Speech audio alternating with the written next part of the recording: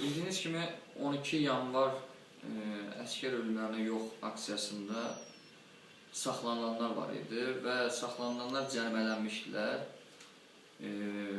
Cərimələnənlər üçün də 5 qəpik kampaniyası keçirildi. 5 qəpik kampaniyası çərçivəsində 5 nəfər cəriməni ödəməkdən imtina elədi. Çünki qanunsuz heç bir şey eləmədiyini düşünürdük. Onlardan bir də mən idim, yeri gəlmişəm.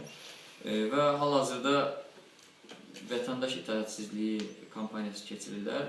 Amma o 5 qəpik kampaniyasında yığılan pulların, yəni 5 nəfərin pulunu biz belə düşündük ki, ehtiyacı olan,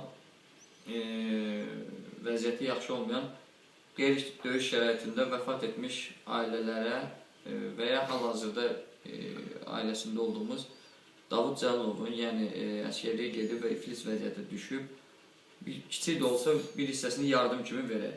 Və istədik ki, burada yenə deyirəm, məsələ yardımdan daha çox biz istəyirik ki, ailənin problemi ilə tanış olsun ictimaiyyət və o problemi qabarda. Onun üçün istəyir, atasına sözü verək, buyursun, biraz da atası danışsın məsələ ilə bağlı. Buyurun, nə sözünüz var, nə çatdırmaq istəyirsiniz ictimaiyyətə? Buyurun.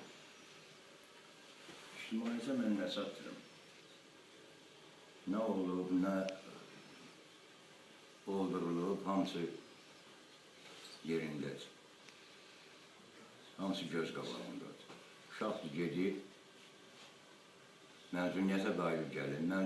Məzuniyyətə qayıdıb gedəndən sonra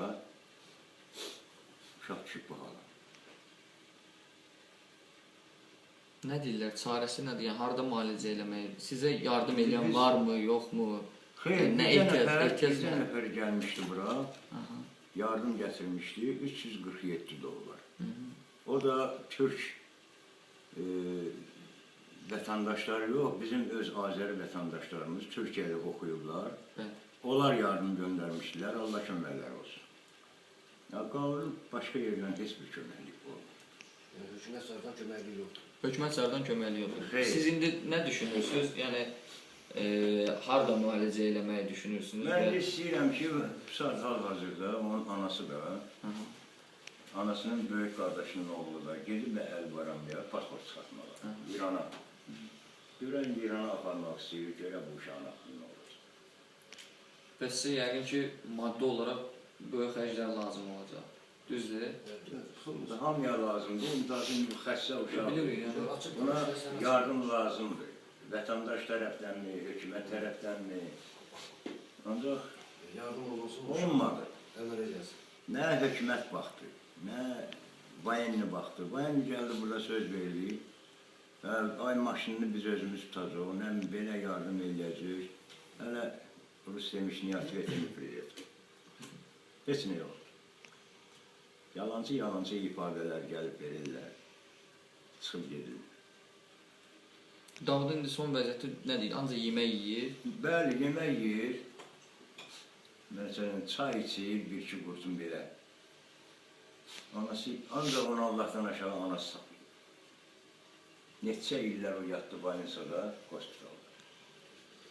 O həkimlər vardı orada, mən heç adını çəkmirəm, lazım deyil. Bunun ancaq o tərəfini istəyirlər.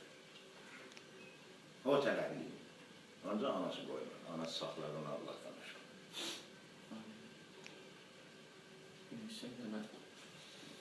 Eşitmə qabiliyyəti var, yaxşıdır. Yoxdur, yoxdur, eləmcə danışır. Eşitmə qabiliyyəti. Ancaq gəlməyən ki... Ona ehtiyac yox.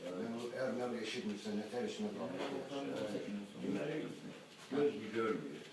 Yox, aydın, yox. Otura bilmir, dura bilmir. Kontextdə saxlanmır. Ancaq ona anası məşğul.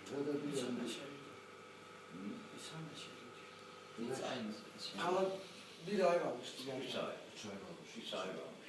3 ay yok. 3 ay. Bir ay bekle, bir ay. Genelde problem vardı serdim. Yox. Jiboy uşaq oldu. Çox. Özün Böyle, söze bakan uşaq oldu. geldi, geri